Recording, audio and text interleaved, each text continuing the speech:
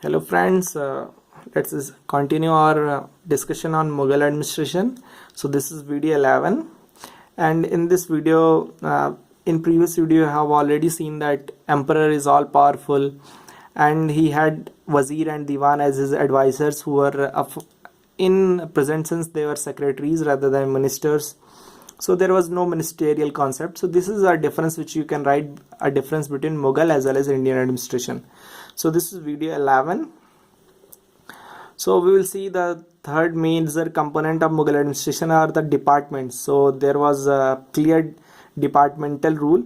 So these are some of the departments. You don't need to mug up these things, but you should know that there was departmentalization that time. So first department is exchequer and revenue, which was controlled by Diwan. Then second department is military pay. It was controlled by Bakshi. Then third is imperial household. It was controlled by Khane Saman. Then law was controlled by Kaji, and Kaji used to give laws on civil as well as criminal cases. Then religious matters and charity, it was the responsibility of Sadar.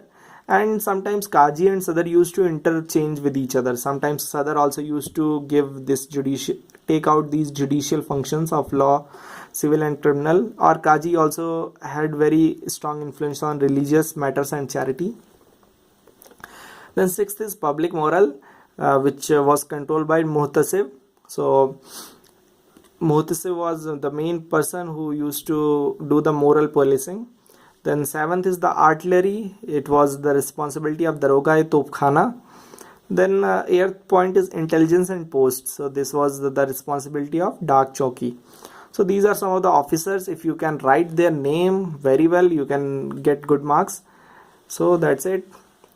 Then personal administration. So you know that for any administration, the humans which are working in that particular organizations are the really most important part of any organization. So we will see how the personals were administered. So there was no civil service as such during that time. Civil service was introduced by Britishers in India. Then second thing is that Mansabdars, they were high ranked officials and they were chiefly selected from nobility. Nobility means those persons who are aristocrat, feudal lords who have a lot of land. So these mansabs were distributed among them. Then no particular training was given to mansabdars. They were just recruited and they were asked to maintain a certain amount of military. Then the next important official is Subedar. He was the provincial governor. Right now we have the governor who is only the nominal head, but Subedar was the real head also for civil matters as well as I think military matters too. Then Diwan, he was the main, as I already told you, he is the responsible for exchequer as well as revenue. And this is the main feature that Subedar is responsible for civil as well as administration.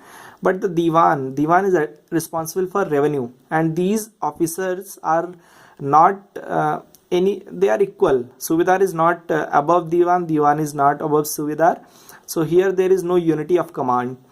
Here they have divided, so it's like functional foremanship concept of Taylor. Then cash salary or jagirs for salary. So the officers were paid in both cash and kind. Then no clear defined duty. So it was not like they had this specific duty and they have to perform that only.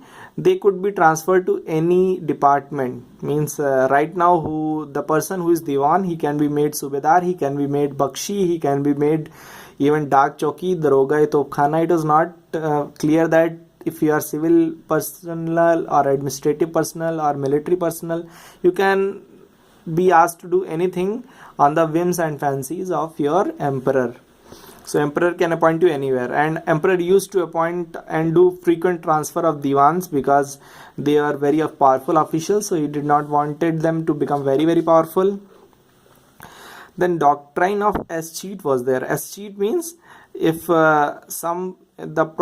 property which the emperor used to give to you, that you have to give back when you die.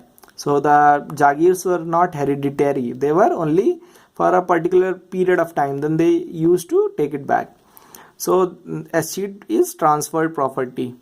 Then land property of sovereign. So all the land within the kingdom was the property of king. So as you know, king is the main servicer of everything. Then there was a scheme of pension also, but only at king's will. So those officials who used to die, so their family was taken care of by the emperor if he wanted to. Then treason. There is a concept of treason, means if you do anything or if you speak against the king, so that is treason and you will be hanged or you will be given punishment by the king.